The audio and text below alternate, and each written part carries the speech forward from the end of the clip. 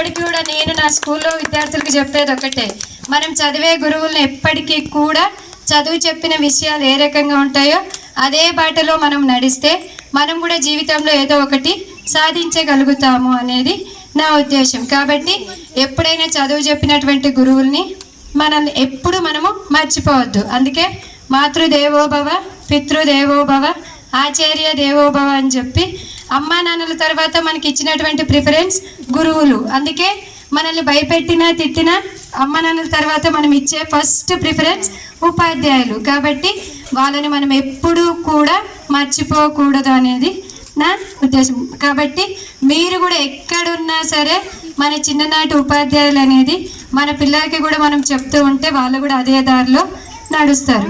కాబట్టి మనం అందరం కూడా ఈరోజు ఇంత బాగా గ్యాదర్ అవుతున్నాము అనడానికి ముఖ్య కారణం మన బ్యాచ్.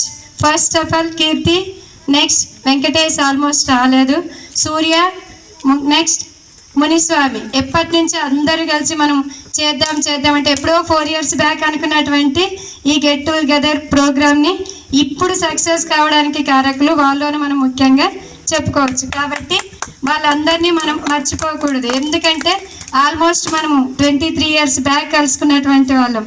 ఫస్ట్ మొట్టమొదటిసారిగా మన ఊర్లో స్టార్ట్ అయింది మన నుంచే బ్యాచ్.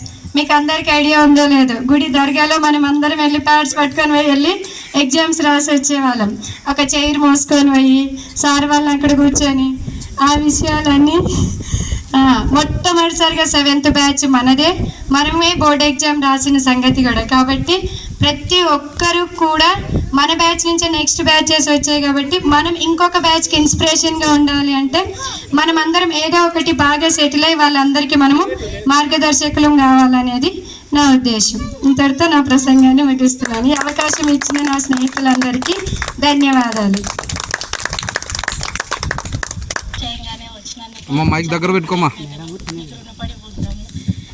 చిన్నప్పటి నుంచి మాకు మీరు ఎంత ఇష్టం అనేది చెప్పాల్సిన అవసరం లేదు. ఎక్కడున్నా మీరు ఎక్కడ డ్యూటీ చేస్తున్నా ఏం చేస్తున్నా పలానా దగ్గర మా సార్ ఉన్నారు ఎక్కడున్నా చెప్పేవాళ్ళము.